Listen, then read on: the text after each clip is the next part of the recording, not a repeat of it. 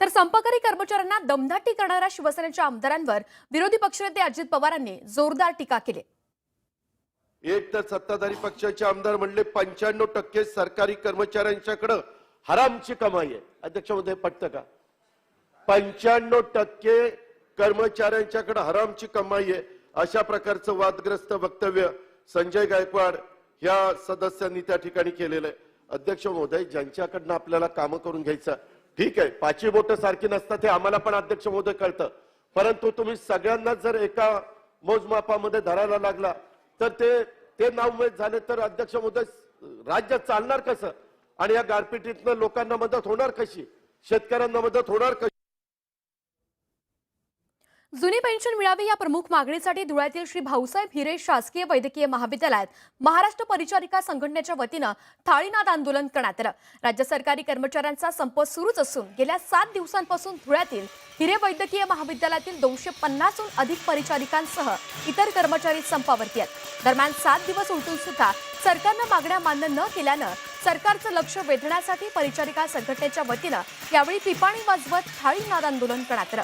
तर अमरावतीमध्ये जिल्हा परिषदेच्या कार्यालयासमोर जिल्हा परिषदेच्या शिक्षक आणि शिक्षकेतर कर्मचाऱ्यांनी थाळीनाद आंदोलन केलंय।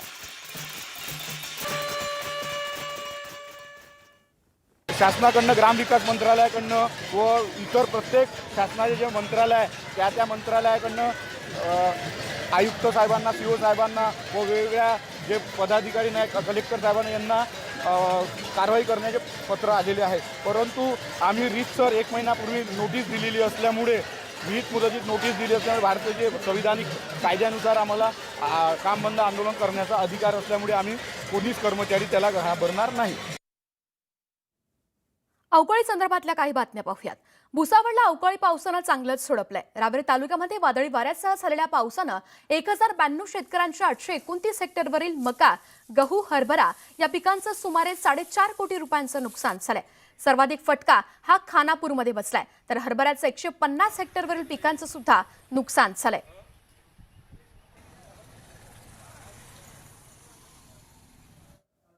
गेल्या 4 दिवसांपासून अमरावती जिल्ह्यामध्ये मुसळधार पावसासह गारपीट झाली आहे। तर मेळघाटमध्ये सर्वात जास्त पाऊस पडला असून चिखलदरासह हरिसाल, खडीमल, सुनखडी या ठिकाणी गारपिटीमुळे मोठं नुकसान झालं।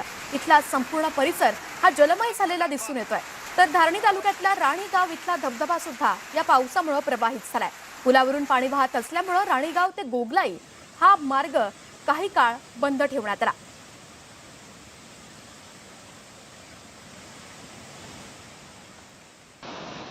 बातमी नंदुरबारमधून।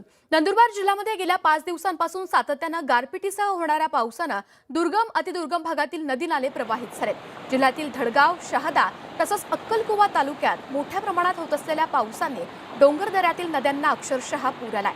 नंदुरबार जिल्ह्यात अवकाळी पावसानं गेल्या 6 दिवसांपासून कहर केल्यामुळे जणू काही पावसाळाच सुरू असल्याचा भास निर्माण झालाय।